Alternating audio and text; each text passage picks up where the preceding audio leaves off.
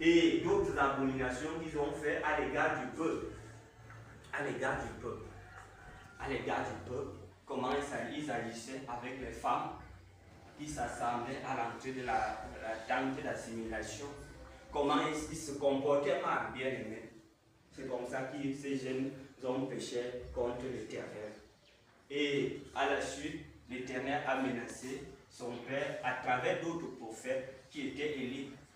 À travers d'autres prophètes, finalement, ces jeunes hommes, leur vie ces péchés ont coûté leur vie. Pour ceux qui vont regarder Samuel 1, à partir du verset 12 au verset 17, eux-mêmes, ils vont voir cela, bien aimé. Donc, je suis en train de t'enseigner aujourd'hui sur le péché. Le péché, parfois, bien aimé, si nous sommes loin de la parole de Dieu, nous ne pouvons pas connaître ce qu'on appelle péché. Il y a parfois, on agit croyant que nous agissons bien, mais nous n'agissons pas bien. Agir bien, c'est pour ça qu'on pourra parler d'un moment d'un amour maléfique. Un amour maléfique, beaucoup de serviteurs, beaucoup d'enfants de Dieu qui sont loin de la parole, ils pratiquent un amour qui est presque comme un péché devant l'Éternel. Parce que l'ennemi utilise cet amour pour te vider.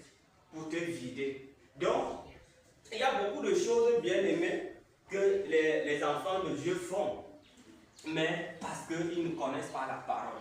C'est dans la parole que tu pourras connaître ce qu'on appelle le péché. Tu verras la vie. Comment est-ce que Dieu qualifiait certains de ses serviteurs? Il y avait certains rois. Au début, ils marchaient bien. Ils étaient agréables aux yeux de Dieu. Mais à un certain moment, ils faisaient ce qui était mal. Et après, c'était la mort. Ça veut dire que chaque fois que ce serviteur de l'Éternel marchait bien, il faisait ce qui était dans la volonté de Dieu, il était bien et la main de Dieu était sur lui. À chaque fois qu'il tournait encore, il changeait de caractère. À chaque fois qu'il commençait à pécher, bien aimé, il était séparé de Dieu. Et vous savez, quand tu es séparé de Dieu, après, quand tu es séparé de Dieu, c'est le péché. Après le péché, c'est la mort. Donc, le péché, bien aimé, est quelque chose qui nous éloigne de l'Éternel, notre Dieu. Donc, tu dois donc connaître le péché. Qu'est-ce qui veut dire le péché?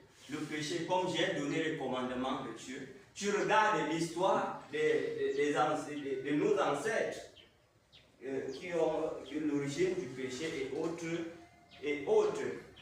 Maintenant, bien aimé, la vie d'iniquité, en fait, ne nous amène